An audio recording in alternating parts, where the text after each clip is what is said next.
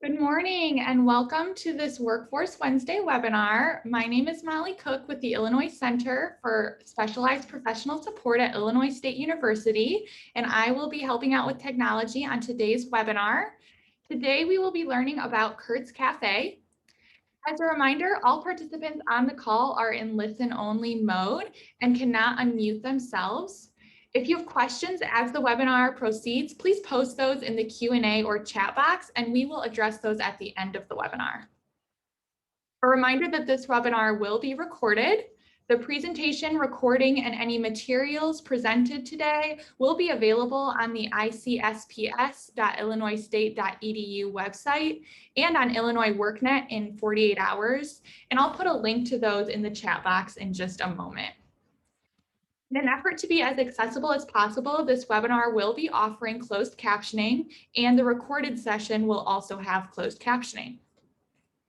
At the end of this webinar and tomorrow, each attendee will receive a follow-up email, which will include a survey asking you about the webinar. Please provide feedback and any suggestions you have to help us improve future webinars. As a reminder, if you have a faulty internet connection or would prefer to call in, you can do so by calling into this webinar using the phone number in your original registration email. So with that, I'm going to start with two polling questions that we always start with on our webinars. The first question is, which partner do you represent? And I'll give you just about 20 or 30 seconds to answer that.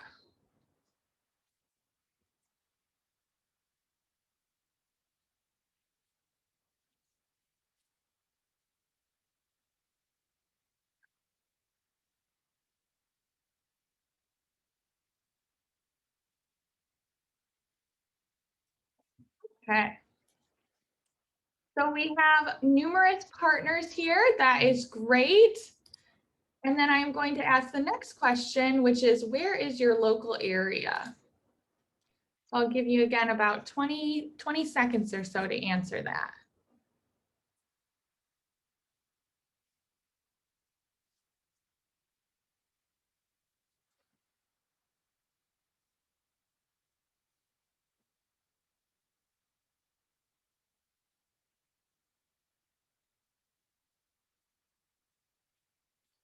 Okay. And we have Northern, Central, Southern, and then I know our two presenters are from the Chicago region. So that is great. So I am going to go ahead right now and turn it over to Rick and Karen, who will be presenting for us today. Thank you, Molly. We're very excited to be here and to be able to present the information about Curts Cafe and hopefully spread some knowledge that is well needed in our state. So we'll start with the first slide and tell you, Rick will be talking, so I'm going to talk first and then Rick is going to take over about midway through. So Curts Mission is to improve outcomes for young men and women living in at-risk situations through workforce and life skills training. So that is our mission, and I'm going to talk a little bit more about how we achieve that mission through our programming. So we started in 2012, and since then we've had over 450 young men and women graduate from this program.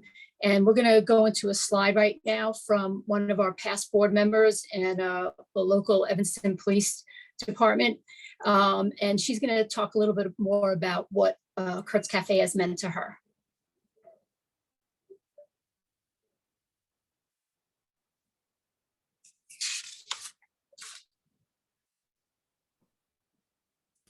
Okay, Karen and Rick, I'm going to start. If you could give me a thumbs up again to confirm you hear it, just so I know for everyone else, that'll be great. So I first got introduced to Curts through my role as a police officer in one of the communities that Curts is located in. In that role, I spent a lot of time building relationships and engaging with the community. And my first experience with Curts was through a cookie. I was attending a class through my work, and Curts had actually catered our lunch for that day. I had the most delicious chocolate chip cookie, and it just stuck with me. I ended up finding out a little more about Curts and ultimately joined the board where I served for 2 years. I was impressed with the work that Curts was doing with young people, specifically with young women. Many of the women in Curt's program at the time were mothers. I was a teenage mother and I had had my son at 16, so that piece really spoke to my spirit. I wanted to be a part of the solution, a solution I wish had existed when I was a young mother struggling to find my way, because the path was extremely difficult. Curts is a part of the solution and is doing the work to improve outcomes, empower our youth, and empower our women. Empowered women create empowered futures for all of us. As a police officer, I oftentimes meet young people that are in desperate need of guidance and support. Many just need someone to talk to, a safe place to ask questions, or just a warm hug and a meal. And who doesn't need that? That's something that Curts provides, and I am extremely grateful for that. So let's talk Curts. Curts Cafe opened 9 years ago with one main goal of keeping young adults out of prison and the judicial system.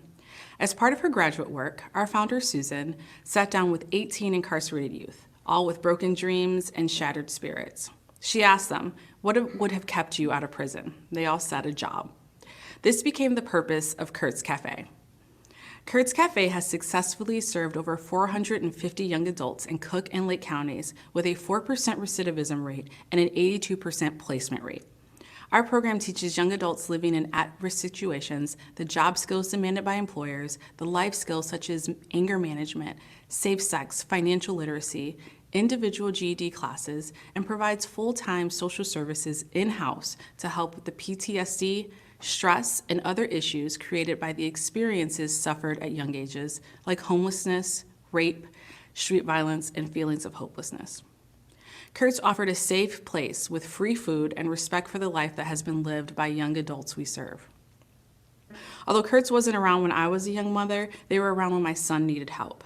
That same baby that I had when I was 16 became a 20-something struggling to find his way. In 2020, in the midst of the pandemic, Curts offered my son a spot in the program. At the time, my son was dealing with a lot of personal challenges, including severe depression and hopelessness. He was in a dark place, and sometimes mom can't fix it. He needed a lifeline, and Curts threw him the lifeline. He learned new things and built relationships with the staff and other students. He felt empowered by the responsibilities he was entrusted with and gained confidence. Most of all, he felt welcomed, supported, and accepted. I am proud to report that my son is trucking along and recently got into a culinary program courtesy of Curts, and has started his own little cookie business that is slowly growing. Curts literally saved my son's life, and for that I am eternally grateful. Learning to serve and be part of our Lake and Cook County community has always been an important part of the students' training, but 2020 took that to a whole new level. When the pandemic closed our doors, Curts pivoted to serve meals to people experiencing homelessness, food insecurity, and suffering from COVID. Our students who live with food insecurity every day began making and delivering food packages to others in need. It was a vivid example of how our students, when given a chance, will give back to the community that has given them so much. We are asking for your help to make even more opportunities available to our students than ever before, basically to keep our students moving forward. So I'll just close by saying your grant will help Curts do so much more for students who have lived with so much less for way too long. Thank you for your time and your consideration, and I hope to see you at the cafe soon. And remember, order the cookies, they're really good. So I first got introduced to Curts through my role. Awesome. Thank you so much for getting that up here. Actually, you can tell by the end that that recording was for a grant that we were ultimately able to get through Impact 100. So we really appreciate Angela putting that together, but she really spoke to what we do from both a personal and professional point of view. So we wanted to share that with you. And we have this slide up that says hope. And although I told you what our mission statement was, I like to use this word in what we do because as you'll hear from some of the stories that I share with you today about some of our participants in our program, hope is also what we really provide at Curts Cafe. And that's, you know, it's not in an operations manual or something, it just comes from the heart. So wanted to get that up there. So I just wanted to do a quick poll chat. I saw we don't have very many people on right now, but just so I know who we're talking to, how many people on this call have actually heard about Curts Cafe before the seminar? And then the follow-up question will be, and I think Molly could put that in the chat, is if you had heard of us, in what context, like what was your experience? Was it a catering? Was it through somebody that you referred here? That would be the second part of this.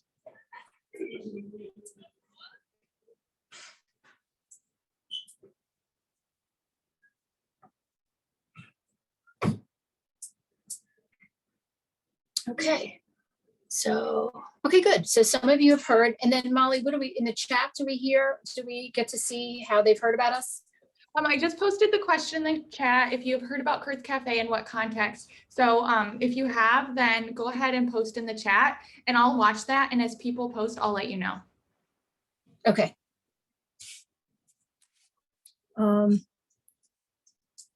Okay, so well, I guess we can go to the next slide and then we can learn about that after. So so the slides that you'll see, I kind of have at the top of a lot of them, how do we do it? Because that's what people want to know, like Curts Cafe, how do we achieve this mission? What do we do and what does it look like? So we actually have 2 cafes right now. Evanston is our original location. We did have a second one in another part of Evanston, but it didn't make sense to have a separate cafe in the same town. So that one closed, and then right before the pandemic, we opened up a second one in Highland Park. So right now we have 2 cafes. They're open Tuesday through Saturday from 8 to 3. And in those cafes, we serve breakfast, lunch, and catering. So when I say how we do it, we actually have these cafes that if you didn't know what we did and what our mission was, and you were just walking down the block, you'd walk in and it just looks like a cafe. But what I would say, probably 75% of the people that walk in our business day to day do know what we do and what our mission is.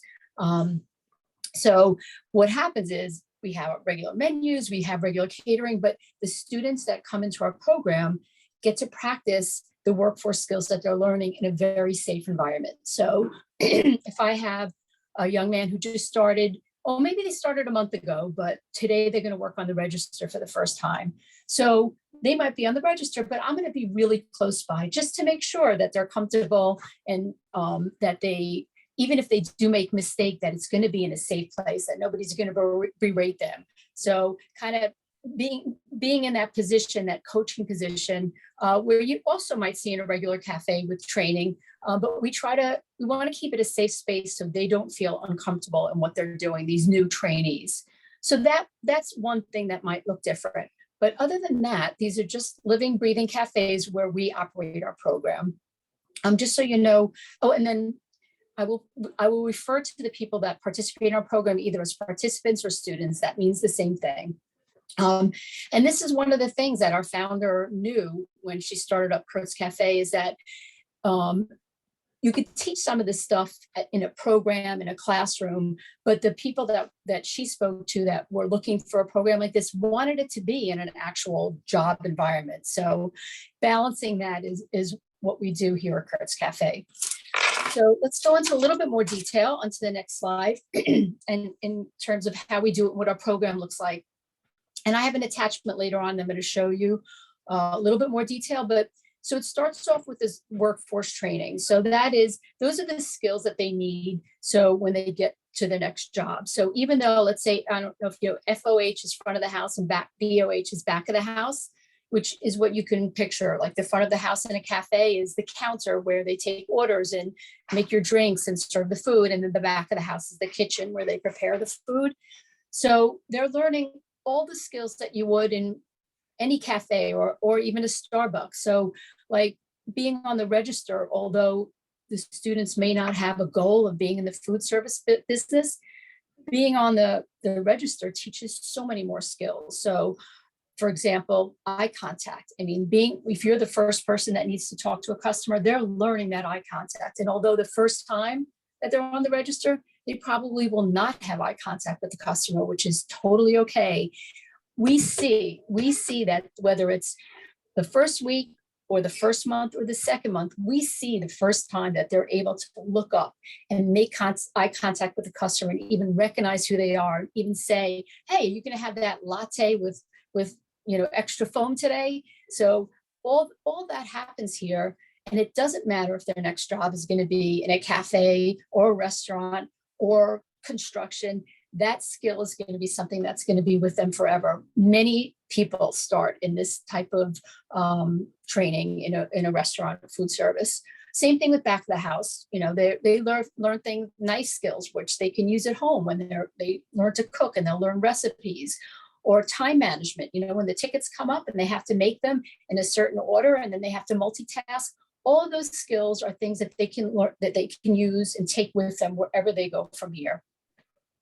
So there's many more skills that I'm not going to go over now, but that if you have questions about, that they learn in their workforce training. And then we actually have a workbook that has many different things that they could take with them in terms of, where the coffee beans come from, or we have videos in here to talk about different types of skills that they can learn, also workforce, that they wouldn't necessarily learn while they're on the floor. So they go through the workbook too. And the workbook is also a way for the manager to check in with them. So even if it's 2 minutes at the end of the day or in the middle of the day, when they're done through a specific chapter, the manager can sit down with them and say, oh, what have you learned? And just have that one-on-one contact, because during the day, the managers are really busy just trying to get everything done, getting the food out and doing the training. To have that one-on-one is really helpful. Then the life skills. So these are the 3 parts of the program. The second part is life skills. So we surveyed our students back then, and we continue to survey them on what do they want to learn? What other skills would be helpful to them when they leave here? And what other things have they not gotten either in school or at home? So I list some of them here: budgeting, and not maybe budgeting that you or I will do, but budgeting for them when they get their first paycheck, and what are their current bills? So it's not like macro budgeting, but specifically to them, so they can be successful when they live here. And then right now we have about 25 different curriculum that we go through in the life skills book. But like right now, we've connected up in Lake County with Legacy Reentry Program, a gentleman by the name of George Moore, who is somebody who has come out of the prison system, and his goal is to help people who are from reentry. And so right now he's part of our life skills groups, and it's nice at the pandemic. One of the things that it taught us is we can bring both cafes into some of these groups through Zoom, or once a month live, and we bring both cafes together, and they spend time with him as a mentor, and somebody can help them with their life skills too. So the life skills, again, we have like a core curriculum, but then we bring in other relevant information that they may need, even depending on our cohort. And then finally, we have experiential trips. So this is something that they do once a month. There's an experiential trip. So the purpose is to bring them places that they might not otherwise have exposure to, and a place that they can go back to. So back to if they want to go themselves or bring their family, just for fun or for learning. So like one of the places here in Evanston is the Bahia Temple, which is just beautiful grounds and so many things to learn there. So it's just a space for them to go where they can walk around, learn about other cultures, and then part of the day is going out for a meal after. So we give them some prep work before the trip so they can learn about where they're going and come up with questions on their way there. And then afterwards to go have a meal together. So outside of the cafe, we have volunteers and social service providers that go to facilitate these conversations. And sometimes I wrote mini golf last month. We stopped these trips, obviously, during COVID. There was really no way to do those. But I think we've had 3 or 4 now since we've been back. But last time they went and played mini golf, which some of them they've never had a golf club in their hand or anything. They had a blast. It was on the lakefront in Chicago. And then they went out to eat to a local restaurant where they employ some of our graduates, and it was just a great day for them. So we really love providing those opportunities. So I wanted, after each of these program slides, I want to tell you some stories about people that we work with now or in the past. So I want to tell you about C. He was in our program about six years ago. And this is when I was managing one of the cafes. And he's a refugee. He came here when he was in 3rd grade with his mom and 3 siblings at the time. And I remember him telling me that he thought when he got here and he went to school that somebody was going to give him a pill so he could understand the English language. He's in school and couldn't understand anything. And he also told me that when he came here, him and his sister were talking about how they're coming to America where, everybody's dreams come true and everybody has a lot of money. And of course, that's not the truth. It's not how it is. And they learned that going through school, that it wasn't going to be such a pretty story. And C found his way here through one of our summer programs. So he, in high school, came here and worked through our program full time. But then when the high schoolers go back to school, they're still able to work here on Saturdays, which is kind of a nice way to hang on to them as they're going through school. And it's just, a 5-hour shift once a week, but it helps. So C stayed with us through that whole next year and then came back this summer. He graduated from high school. And he had hope. He always had, coming here, even though in school and life and on the streets, it wasn't the dream that he thought when he came to America. Being at Curts Cafe, we were able to provide him hope that he can find a pathway that will be his new dream to come true. And when he graduated from our program, he got a job at actually one of our local cafes down the block here that is like the hottest cafe in town, really, really professional baristas. And they gave him a job. And the story, he stayed there for actually 5 years. He trained from the bottom all the way to the top, where he's managing a second location that they opened. But even more importantly, during that time, he started taking classes in college and wound up getting his associate's degree while he was with this employer. And then even past that, when COVID hit, he started his bachelor's degree. And this summer, the owner of the cafe invited me because they had a surprise going away party for him because he was going to finish his bachelor's degree in person and he was moving out to go do that. So C kept his hope all through that time, and knowing that he had a home here to come back to. And even when he first started his job, he would come and tell us about it. And he would send us pictures of the latte art he was doing. And he still does that. And even I just get the goosebumps. I know Rick knows this gentleman too. It's just a huge success story. So again, we have our mission, but we have hope. And that's what C got from our program.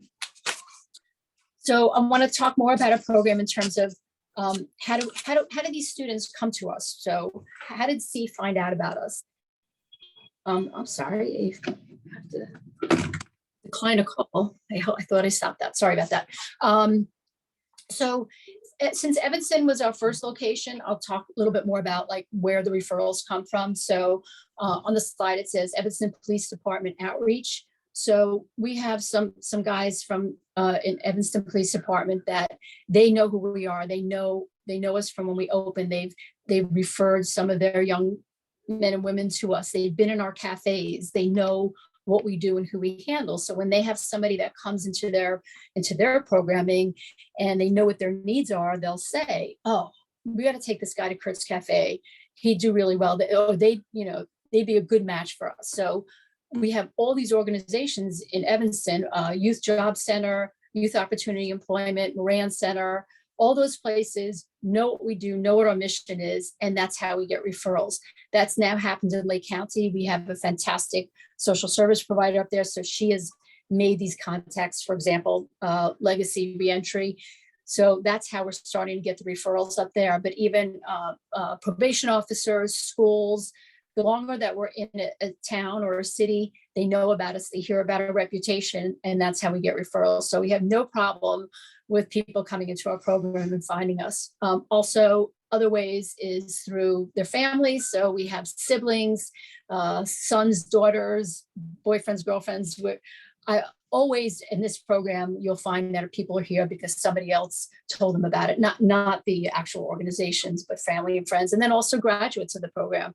Literally just had somebody who did a first stage day here yesterday, who was a referral from another grad. So we have no shortages of where people find us. So it's just being in your town, in your city, and letting people know what we do. Okay, let's see. Jay's story. Oh my gosh. So some of these are a little bit too close right now, but I want to tell you about Jay. So he also a refugee from Rwanda, and he's got quite a story of what happened there, but he came here a little bit more recently and older than C. And actually now I'm thinking that first two are refugees. That's not how it always is. But he went through our program and he graduated, but right when he graduated, one of his friends got shot. And one of those shootings that I'm sure you've heard on the news was one of his friends. And so he went into this job that we got him, and he only lasted a couple of weeks because he was in too much trauma and he couldn't make it to work on time. He couldn't come in, or when he was in trauma, so it was hard for him to learn. So we brought him back here just for now to hold on to them because he has so much hope, and he wants to do well. But he just doesn't have the support at home, and he doesn't have the support in the community except for when he comes to Curts. So we keep him engaged, and because he has learned everything here, we're just keeping him on for a little bit longer. And then we brought him back here, and another person got killed. And then literally 1 week later, one of his best friends, who he was in a refugee camp, committed suicide. This was a month ago. So but he still shows up. He still has enough hope in himself that he shows up, and he shows up in tears. And sometimes he has to just sit in the office, but he comes back. Instead of finding family and support in the streets, he's coming back here. And he just actually participated in our benefit because he sings. It's just one of the things he likes to do. And he actually wrote a song to his mom, which maybe we'll be able to share, not on this recording.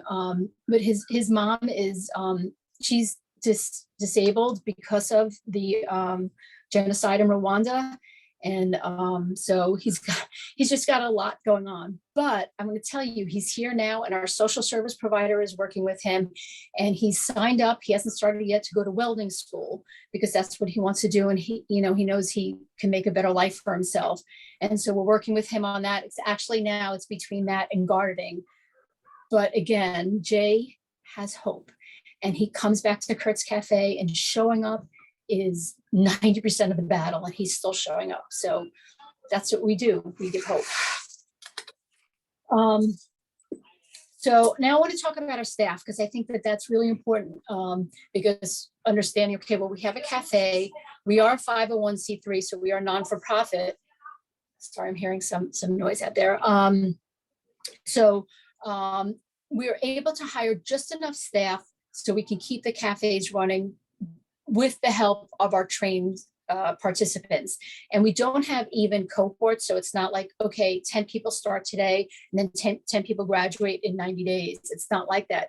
People come when they need us, and we meet them where they are. So, we have people starting and ending all at different times. So we need a general manager that is able to deal with that effect of, okay, you have a shining star right now who's your total backup and can make all the coffees and smoothies.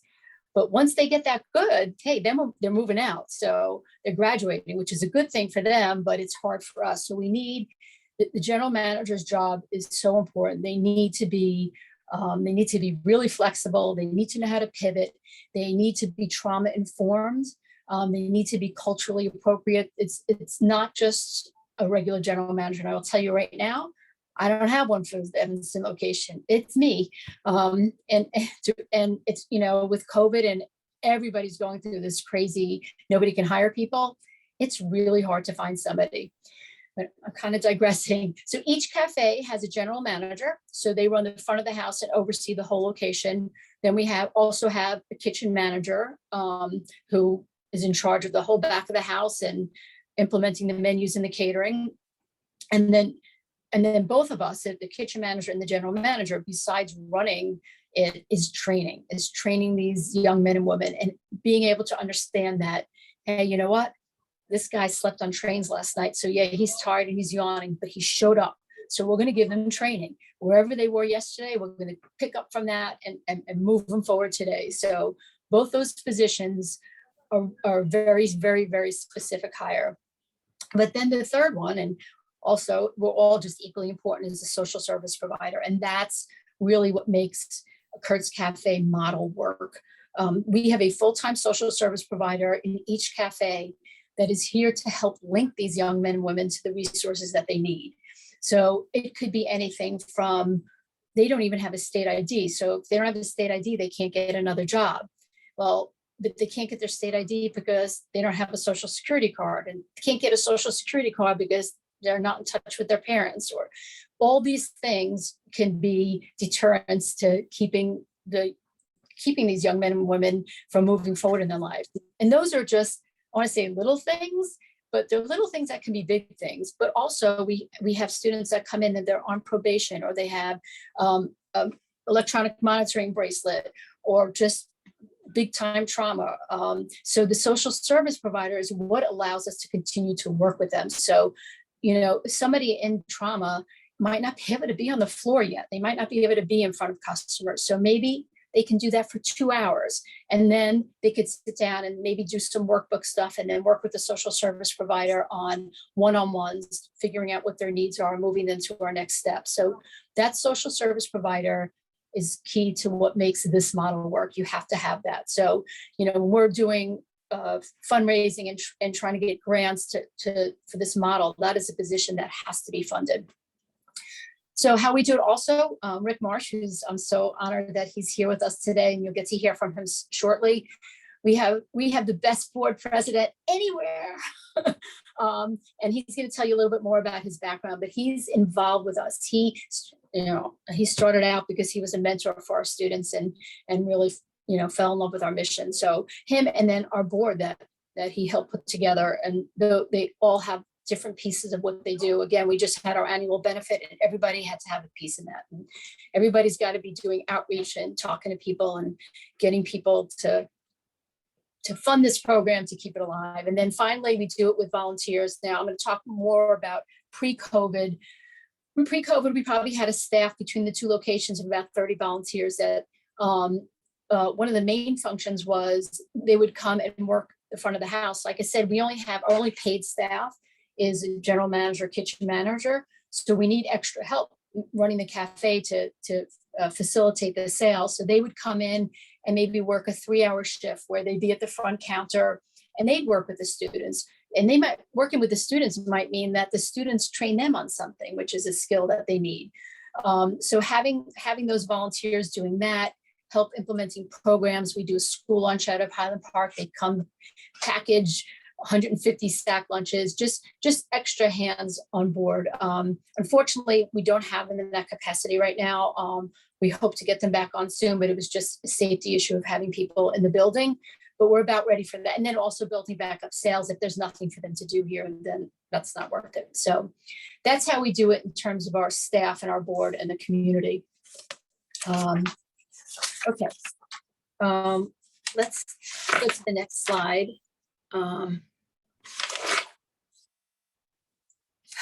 Okay, P. I don't usually call them by their name, but I'm trying to keep their privacy. P's here now. I heard him come in because he's got a lot of energy.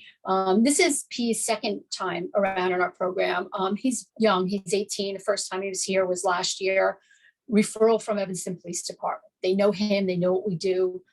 Come on, go to Curts Cafe, and they check up on him. They, is he there? Is he showing up? And he does, and he has hope. And even though he's rough around the edges, and I got to tell him to put his phone away 1 million times a day, he still shows up. Not all the time. And that was his problem is, I put him on the schedule for 4 days because he wants hours, he wants to make money. Then he doesn't show up for 2 of the days and asks why he's not making money. So I don't mean to be laughing because it's not funny. I mean, that's where he's coming from. And that's a concern for him. So what I did is I actually printed out the final months of this year on a calendar. I color coded it to show him these are the days. If you show up on these days pay is going to go on this paycheck, what comes on this day. He asks those questions every day because that's where he's coming from. That's what's important to him. But he actually just moved his way up to the next level in the second tier because he finished his food handler's license. And then last week, he went to his first out of cafe experience with George from Legacy. And he came back in, I can hear the back door here, with such energy and a smile on his face that I've never seen. He's like, and he didn't want to go. No, Kara, I don't want to go. I want to stay here and do this. And he came back, thank you for making me go. Like, these are the kids, you know, and I don't know, he might make it this time. If he doesn't, that's okay, because we'll be here for his third try, because he has hope and he continues to show up and he wants to do better. And he tells us every day, I can do this. I know I can do this. He has so much pride. And I'm just honored that he keeps coming back. And again, we'll be here for him when he needs it. All right. I have the next slide. What does it cost? And it's a short slide, but I have some other things to talk about. So first thing is, when we first started, when I've been with the company for 8.5 years, and back then we were saying that I think it was 50% of the revenue that we needed to support this program came from the register, and the other 50% came from donations. It's not like that anymore, because our costs have increased. You know, when we first started, Susan, the founder, was doing everything, but you know, we have increased staff to facilitate this program. So now, I think Rick might be able to correct me, but it might be 70% donation and 30% from the register, because sales went down during COVID. We did a lot of meals and feeding the homeless, but that money was just passed through. It was just, we got funded from the city or from other grants, but then it went right back out. So that's how we bring money in, is donations. And we typically don't do federal grants because it's too hard to facilitate that. We did a summer program once with ISB, and the amount of paperwork that you have to provide to prove that you spent $1.70 on one child for breakfast and they got 6 ounces of milk, we just couldn't do that with our staff. So unfortunately, we don't do many grants like that at all. But so it's all personal donations or company grants that people who believe in our mission and want to help us. But so let me tell you how it works with the students. So Molly, if you can bring up that slide, I'll talk through that.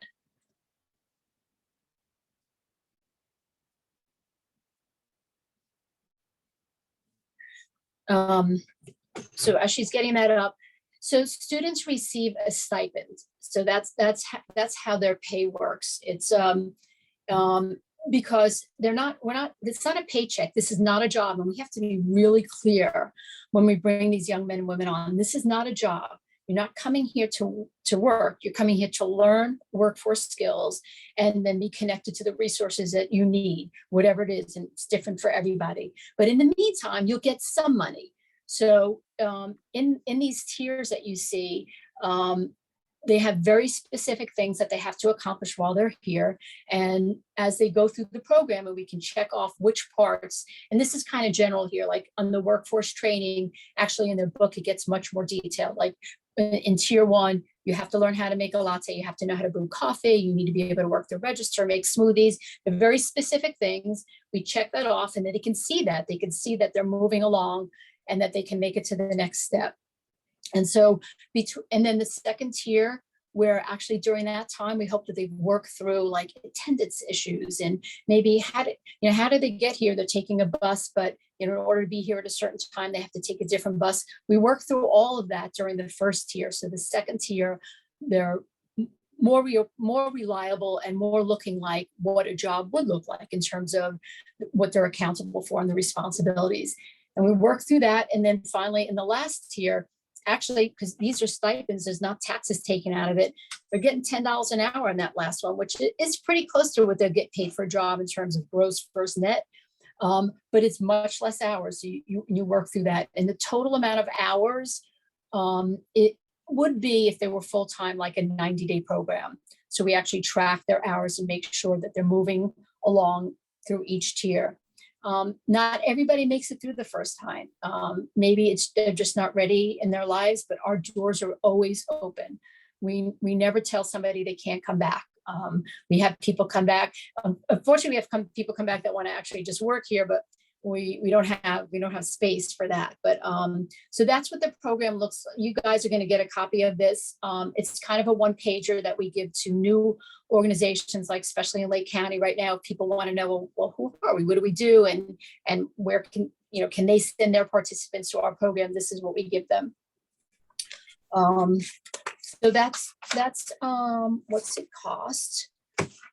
Okay, and now I want to just talk about some challenges, which I'm definitely not going to be able to get through all, but I want to just talk a little bit about some challenges that just this model and in general we have.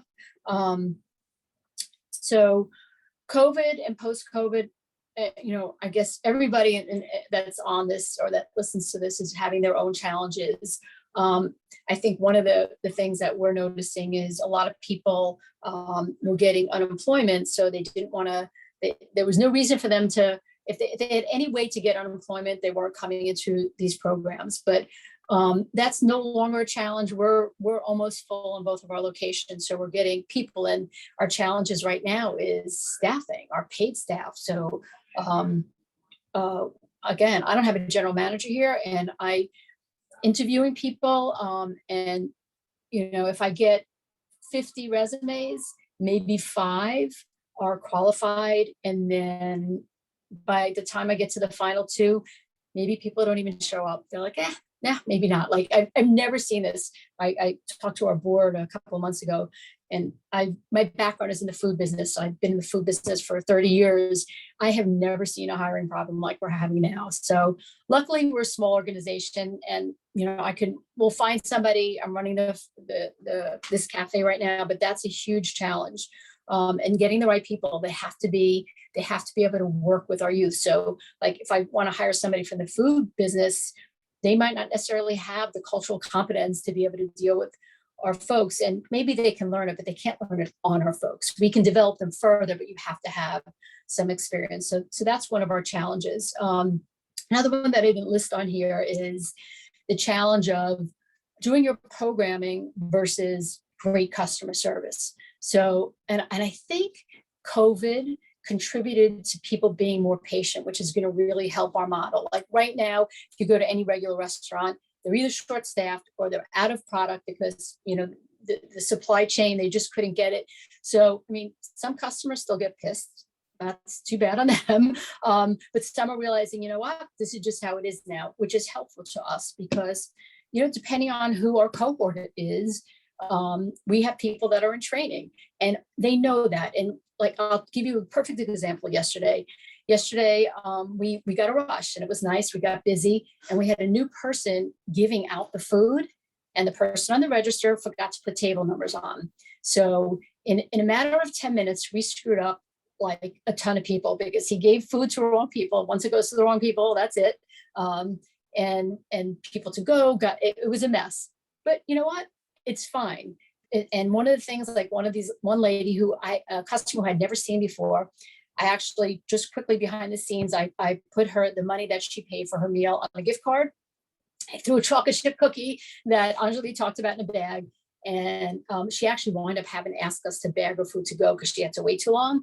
So I bought her food, I bought the cookie, and I bought the gift certificate, and I sat down next to her and I was like, listen, I'm so sorry. We just had a problem today. We got really busy quick, but I want you to come back again and try us again. She's like, oh yeah, you don't have to do that. I heard great things about you. I was just kind of surprised. I was like, we can do better. Here's your gift card. Come back again and give us a try. And she's like, so appreciative. She's like, you sure? I don't mind paying. I'm like, no, I want you to come back.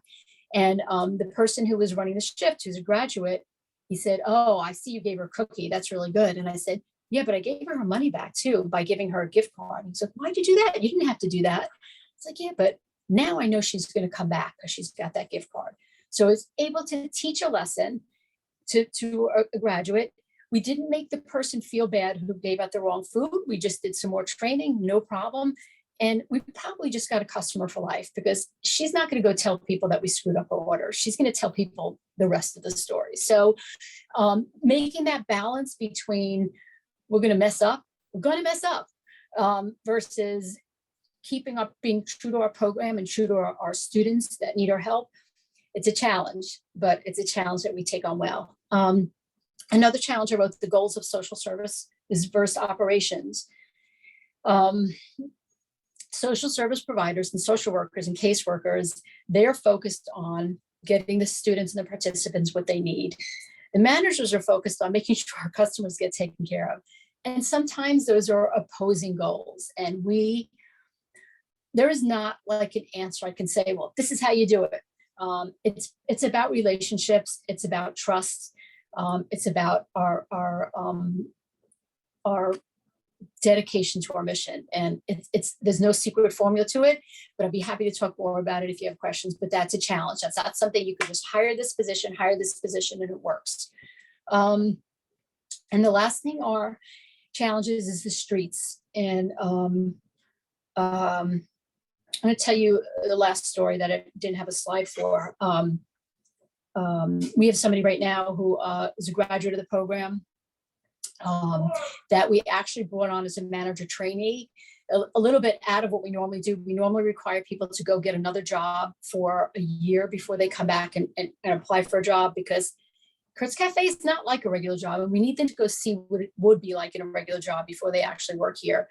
However, this person was on an electronic monitoring bracelet, and he was getting it off in like 4 more weeks after he graduated. So it's like, let's just put, he was a little bit older than everybody else. He really took to the program well. It was his second time around.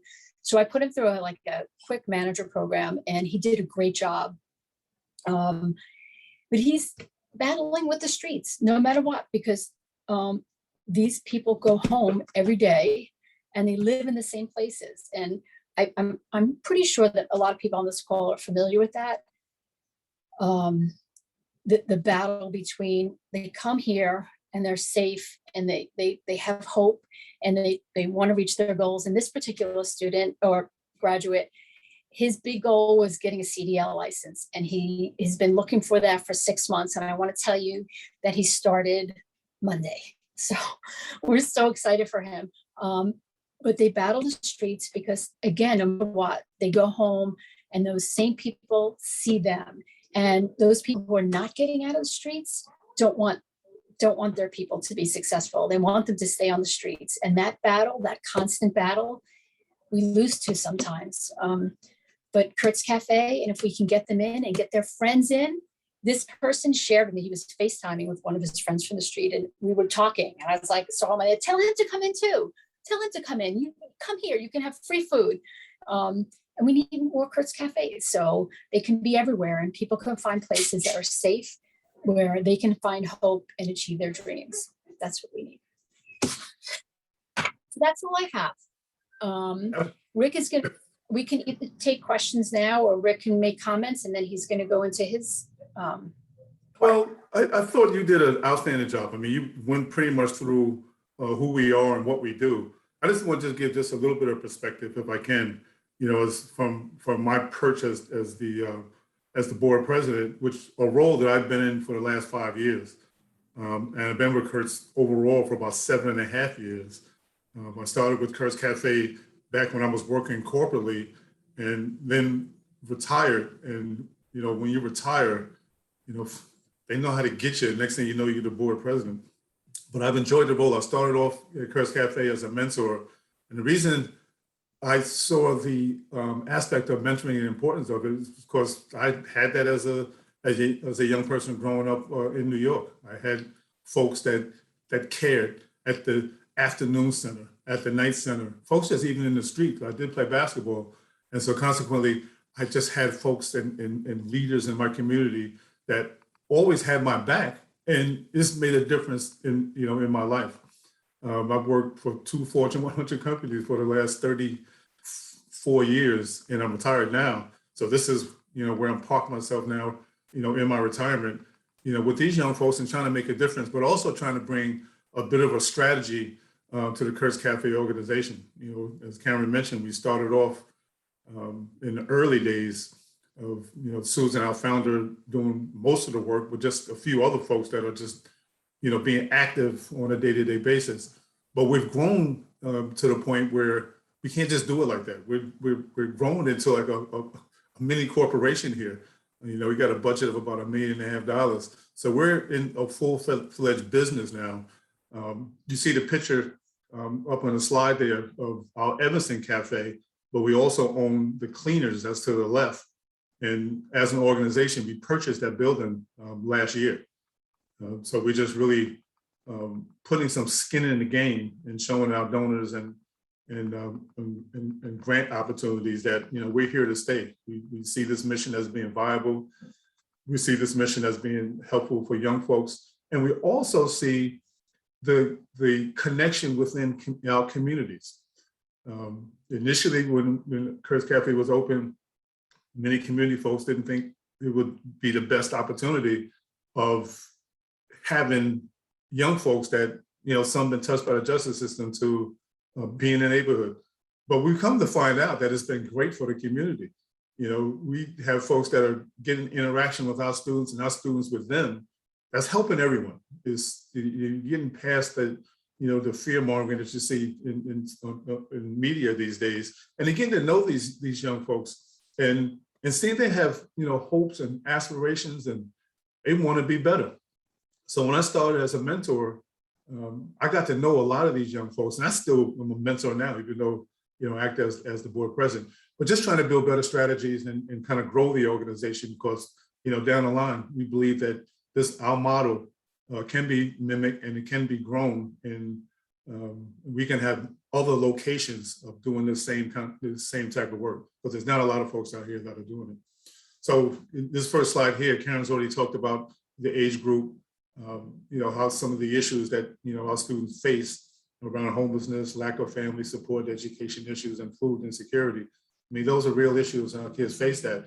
And they do feel kind of a safe environment of being at Curts Cafe. I've seen it. I'll tell a quick story. I had this one young man that was a part of our mentoring group. And he came in with us, and he was a tough guy. He was all tatted up, and he came in, with a mean scowl all the time, and just had that kind of a personality. But then over time, he started to warm up, and underneath that kind of fake exterior, because that really wasn't him, was a good young man. And when he graduated from our program, he cried like a baby. And he cried because he said, this is the first time I've ever completed something. He hadn't completed high school, and he hadn't played any sports, and he just felt really, really, really good about that. And those are the kind of things that, puts a pep to our step. Absolutely no question about it. And in our model and how we work and think through Curts Cafe is that, there are no throwaway, young folks for us. We take them and we have them and we work with them and we try to make them better and make ourselves better too. It's definitely a two-way street. Molly, go to the next slide. And just a quick, info here on Susan Treachman, who is our founder and executive director. She's been in the food industry, for most of her life. She was the owner of Food for Thought, one of the largest catering, companies in the Chicagoland area, and was an original member of the Restorative Justice Evanston. So she had interface with, some of these young folks and the Moran Center, just other places that interact with, justice type issues. And as Karen mentioned, she saw the impact on incarcerated youth and vowed to make a difference, and she has. And this program is flourishing and growing. Next May, we'll be celebrating our 10th anniversary. And it's just a good feeling, good work that we're doing. All right, next one, Molly. Our program is different. I mean, you don't find many workforce programs, like doing what we do. We have our students, again, some touched by the justice system, others just need to mature, others might have issues at home, just a whole variety of issues. And we had a cafe that we closed about 3 years ago, and it was only for women. But we realized that we couldn't sustain it with our young women because they were more in school. Our young men are more looking for finding a job, and they wanted to better themselves by getting back in school. And so we didn't have enough students to really kind of sustain it. But the ones we had, we surveyed them, and they made the comments that they didn't want to just be in a singular program with just women, and that's not the reality of the workforce. That you work with others, you work with men, you work with other women, and so we ended up closing that one. But now our program is now 2 cafes. We have both young men and young women working together. Real world like. So one of the main issues that we have with our students, and, if they're young and they get a felony conviction, I mean, it could just impact them for the rest of their life. So we're trying to get them young before that happens. And if it does, we work with them in trying to, in some cases, getting their records expunged, and working with other lawyers and working with, the Moran Center, which is the justice arm for youth in our area, and trying to support them from that standpoint. Okay, Molly. So again, as Karen had mentioned earlier, our social service providers are extremely important. Our students now, we're a cafe and we're a working cafe. But a lot of these students, they have a tremendous amount of trauma. Trauma that they don't even realize they have. And so our social service providers kind of just help them work through those types of things, the individual and group therapy to kind of, talk about, what issues are and what you can do about it and build confidence in them, tools and information to make healthy choices. Resolve some of their legal issues. Housing, we work with different housing organizations to get some of our students in housings that, some that surprisingly, it's hard to believe, but there's young folks out here that are homeless. And again, as Karen mentioned, state IDs and driver's license to get their identity. One young man that talked at a benefit that now works in our cafe is a manager, but he made the comment that when he started at Curts Cafe, he didn't have a driver's license, he didn't have a state ID, he didn't have a birth certificate, and he wasn't with his parents. And he says, I basically didn't exist. And so we got him all of that, and he's a better place. And now he's a manager, in our Evanston Cafe. It was just a great story. Okay, Molly. Now the mentoring program is what where I started, and I had some of my golf buddies. We started the program and we met with these young folks, and it was funny because we were told that, well, you can't really ask them what they did and how they got themselves in trouble, but we didn't pay any attention to that. Once we gained the trust and got to know them, we wanted to have a better understanding of who they were, what they've done, so we can better help them. I mean, one of my buddies is a former police officer. And his first question was, what gang are you in? And just kind of get those questions and get that out. And then they open up, and we built on those kind of relationships. So all my buddies are all married. We're all married, got kids, raised families, been coaches in our community. So we developed, I thought, some outstanding relationships. And next slide. Now this here is, one of our key pieces of us being mission driven, with our young folks. Well, we do have an actual workforce curriculum. Karen had mentioned it earlier, 200-page document, and each student has to complete this to be able to graduate from the program. And, it focuses on 3 core competencies: workforce, experiential, and life skills. And we work through all of those over the 3, 4, 5, even 6 months that our students are part of our program.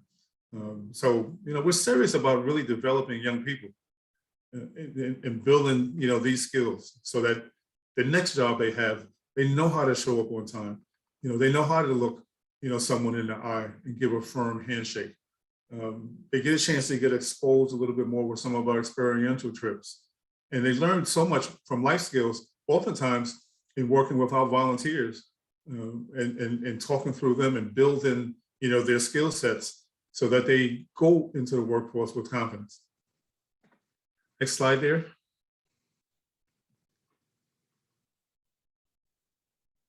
And again, front of the house, and back of the house. I mean, these are skills that our students are learning: greeting customers, register training, cash handling, barista skills. We have one young lady who has a job at a barista after spending, probably about 5 months, with us in a cafe, and she is just as happy as can be and confident. When she first started with us, she couldn't even look you in the eye, couldn't talk to you, just had no self-confidence whatsoever. And now we just had our gala, and she's singing songs. you know, in front of people, just gain that kind of confidence. So those, those are some of the things that really, help these young folks to develop and oftentimes get past the tipping point of success by gaining confidence. Next slide. This is our chef, Byron, and he just does an outstanding job. See, now our chefs aren't just your regular chef. They also are trainers. They're training, these young folks and showing them all kind of different, knife skills, food preparations, menu training, catering. So they're getting some really good skills in our cafes, and it just helps, in their continued development. Next slide. So again, these are some of the life skills: reliability, communication, professionalism. When they first come to our cafe, they got their pants all hanging off. Man, pull your pants up. How to write a resume, interview skills. Some of these skills, they didn't have a clue when they first started with us, never had a job before. And so some of it is basic, but it helps them, build that confidence, job application.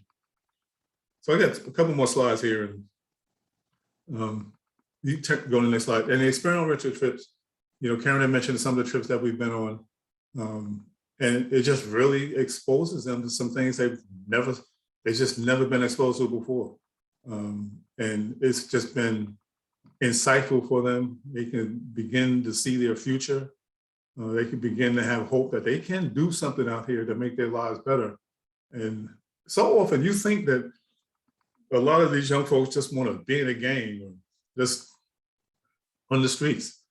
But so often when you get to know them, no, that's not what they want. They want opportunities. They want to get better. They want to learn. They want to be able to earn. They want to buy that fancy car, and they want to have a place to live, and they want to get married and have kids like everybody else. So next slide. Yeah. Our return on investment is when they come back after doing extremely well. And one of the models and one of the how we look at our students, that once a Curts students, always a Curts students, you always can come back. You can always come back and get a meal, come back and let us see you. And we want to make sure we keep that connection. Next slide. This young man here, Craig. I mean, Craig up in the left there, who just has turned into a fine young man. And Compton, that was me. I took that picture. I took him to school, to college, to check into his dorm. And he worked for us. He was a student. He worked for us, and ended up, going to North Park College. And I just remember that day of taking him, his mother, his brother, and sisters, and all going, and my wife and I buying him some things for his dorm room. That was pretty special. All right, next one. And you heard some of these numbers already from Anjali and from Karen. The typical rate, for this demographic is 87% of them, of reducing, of them going back. And again, at this time, it was 195 grabbers. We're much past that now. Only 3 had been, reincarcerated. We find that once they come in and they get the love and the attention, they get the skills of working in Curts Cafe, they don't go back into the justice system. So the cost of training, per student is about $9,000 per year. Wait, Rick, I just want to say one thing, but even the ones that did get reincarcerated, this is the first place they come when they get out again. Yeah. So you look at, a training program per student is $9,000. The cost of incarcerating a young person is $147,000. I mean, it makes sense. And that's why we've had the support of local communities, that it is cheaper to train them than incarcerate them. And, that's your tax dollars. All right, next chart. As I mentioned earlier, just about community and how, it does bridge a gap. It provides the opportunity for recognition, and humanizing the differences. And you could just see it. And it's really special to see it. It's really good for a community. I mean, up in Highland Park, in Evanston, you know, we get, as you see in the picture below, we get folks that, you know, come to our cafes, you know, this is pre-COVID, but, you know, we have our cafes filled up with folks coming in and being a part of, you know, our mission. So that's what I have. And just really thank you and appreciate the opportunity of meeting with you all and connecting with you all. And thank you so much for thinking of Curts Cafe. Thank you so much, Karen and Rick. We can open it up for questions at this point. If any participants have questions, feel free to post those in the Q&A and chat box. And while we are waiting on those questions, what I'm going to do is I'm going to put a link in the chat box to the presentation from today so that anyone can have a copy of the presentation, or to the handout which Karen showed. So I'm going to post that in the chat box right now. Okay, so everyone has those links. They'll also be posted on Illinois WorkNet. And additionally, all of the participants on this call will receive a survey within 48 hours of this webinar to your email to fill out so that you can provide feedback, ask additional questions, things like that. So be looking for that on your emails. Like I said, this webinar was recorded, so it'll go up on the website. And so anyone who was unable to join today will be able to view this. And let's see, I don't see any questions at the moment. So I know that Karen and Rick both provided their email addresses at the beginning of the presentation. Would it be okay if I put those in the chat box? So if anyone does have questions later, they could reach out to you. No problem. No problem at all. Just copy and paste those in right now. Okay. So here is Karen's. And here is Rick's. Perfect. Yeah, and if anybody ever wants to come here and we can give them a tour, show them around, meet some people, just reach out to us. We do that quite a bit. We'd be happy to host you. Well, thank you so much. We're really grateful. And the information's in the chat box for all the participants. And thank you so much for your time today, Karen and Rick. Thank you. It's our pleasure. A pleasure. Have a great morning. All right. Thanks. Bye-bye. Everybody.